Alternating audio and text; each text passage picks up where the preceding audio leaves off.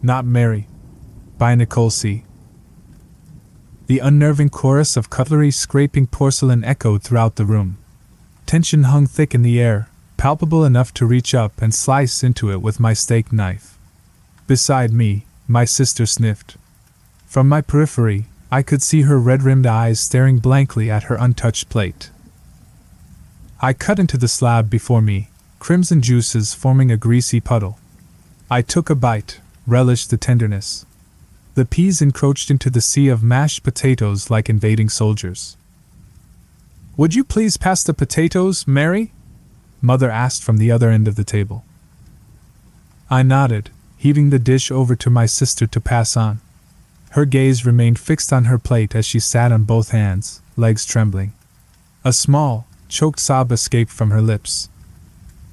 "That's quite enough, Leah," Father growled, stabbing into his own steak. Leah shakily grasped the bowl, ushering it to Mother. Between them sat Jonah, barely peeking over the edge of the table and pushing his food about. At the tender age of 5, he was blissfully ignorant. I chewed a bit of gristle in the next bite, watching Father's brow furrow as he took a sip of wine, a rogue tendril staining his snowy beard burgundy.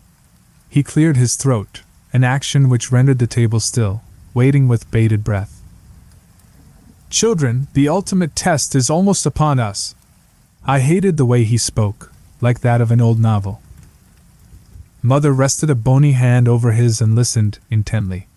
With her other hand, she fingered the gold cross hanging from her neck. "We will not let the enemy destroy our union. We will not succumb to their devilish tendencies, for they are blind to the ways in which we serve him. They will never know such unwavering love and loyalty. And for that I pity them." Mother nodded in understanding, her silvery bun bobbing. Father tossed his napkin over his plate and stood, chair screeching dully on concrete. We watched as he climbed the nearby staircase.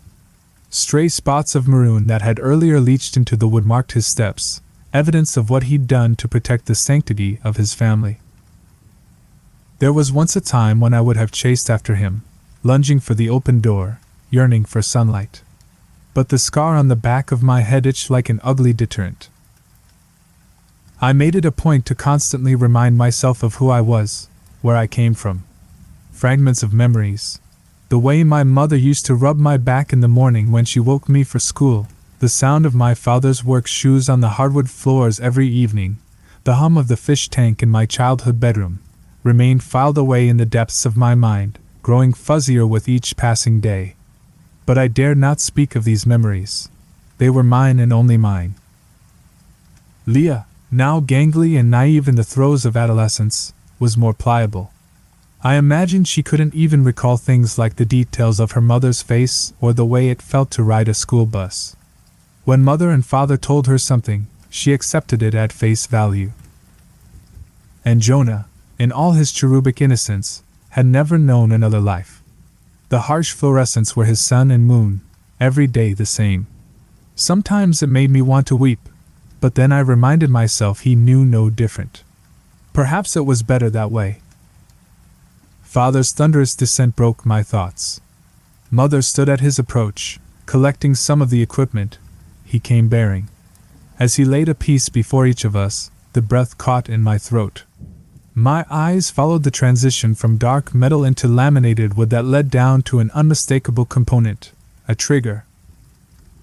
Out of the children, only I knew how to operate a gun.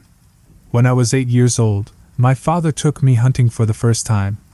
I recalled the way the cold seeped into my fingers and toes as we waited for hours. We flinched at any flicker of movement, which often turned out to be a rummaging squirrel. But then, he arrived. Statuesque and bristled, his sinewy figure strutted into the open field, unaware of his armed audience. His antlers were a thorny crown that dipped with him as he scoured the earth. "Take the shot," my father egged, helping me hold the heavy rifle. We'd gone over the process an umpteen amount of times, but now the steely grip felt wrong. I dropped my shoulder, fingers slipping from the trigger as the barrel slung towards the ceiling of the tree stand, and my father cursed. That was the first time my father swore in front of me. In one swift motion he grabbed the gun, took aim, and fired. I covered my ears and watched in silent horror as the creature's body quivered with the impact. His legs buckled and he scrambled for a brief moment before taking off, blood spilling from his flank. My father took my shoulders in his hands and kneeled square before me. "You don't ever let the gun drop like that, especially with the safety off," he scolded. Hot tears coursed down my cheeks, stinging the wind-chapped skin. My father profusely apologized for swearing and raising his voice, wrapping me in a hug. But I wasn't crying because he yelled. I kept replaying the look of sheer panic as the bullet ripped through the deer's flesh, the terror and confusion he must have felt. We trailed our victim for a short while, following the blood-stained leaves of early winter. He didn't make it far, having collapsed in a small clearing. Panting laboriously, his onyx eyes stared up in blank defeat, and I saw myself in their reflection. Before I could process the scene, another shot rang out, and the deer stilled. "A kill shot," my father explained, to end his suffering. "When you see the enemy, you take the shot," Father said then, breaking my trance. I was back in my chair staring down at the weapon before me. Leah ran a trembling finger over the safety, ensuring it was on her father's crash course. Jonah, too small to wield such a device, was given a knife instead. Never before had we been permitted to use any kind of weaponry. Anything more than a butter knife was forbidden. Father and Mother claimed it was for our own safety, but I knew better. And that didn't stop me from fantasizing. A ballpoint pen embedded in a windpipe, a broken bedpost as a club to the head. I'd had my fair share of time to ponder the possibilities. Leah and Jonah may have been taken at malleable ages, but I refused to fully yield.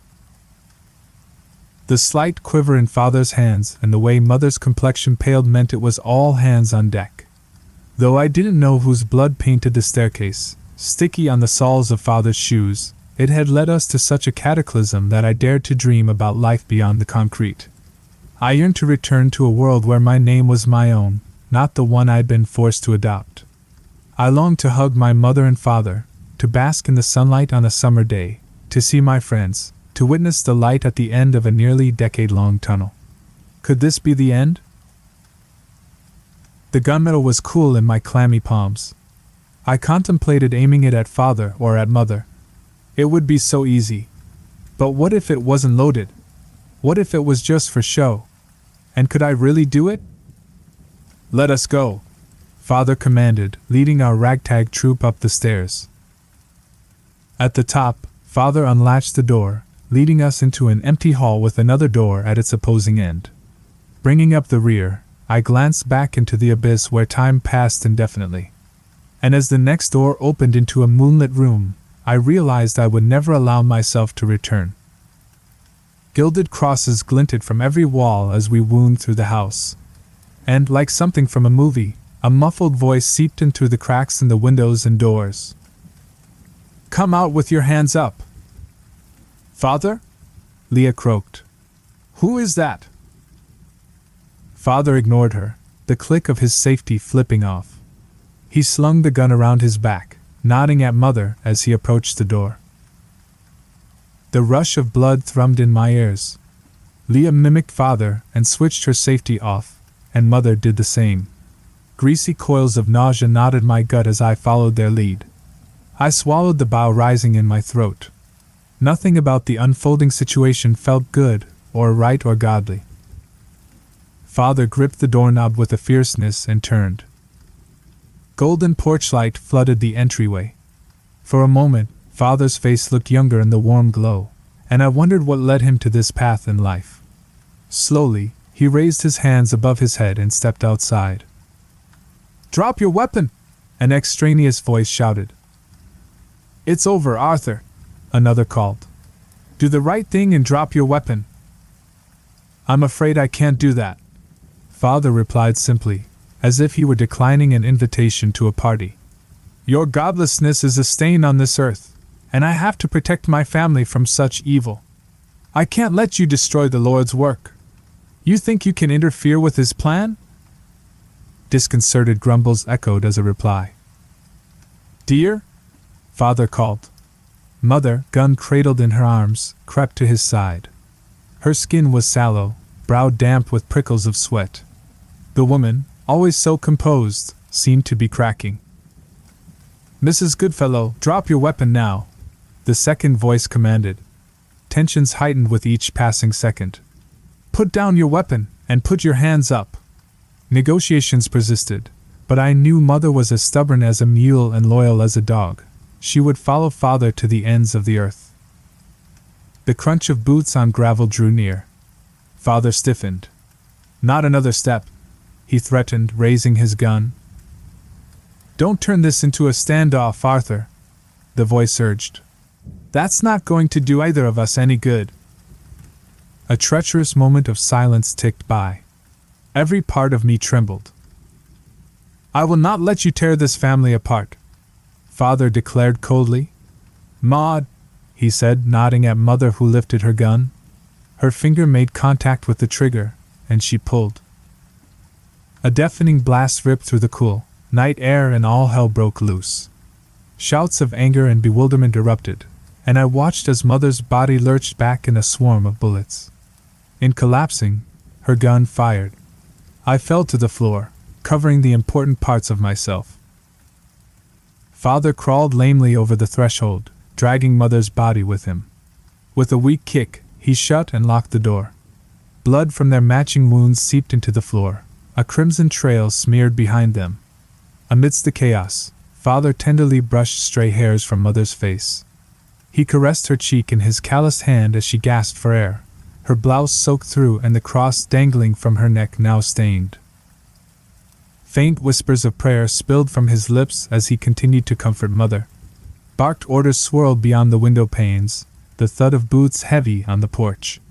From the floor, I glanced around. Jonah was nowhere to be found. Jonah? I called quietly. Leah, Jonah's not. I turned.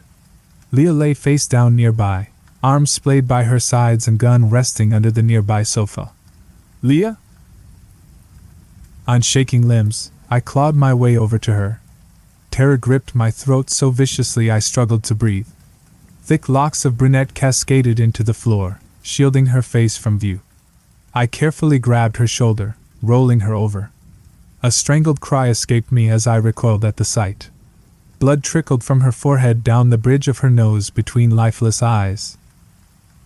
The bowel that earlier threatened to purge itself did so then. I wiped my mouth, one last dry heave racking my body, before curling up beside Leah. Garbled whispers across the room caught my attention, and I looked to see Father lying beside Mother, gazing up at the ceiling of the foyer.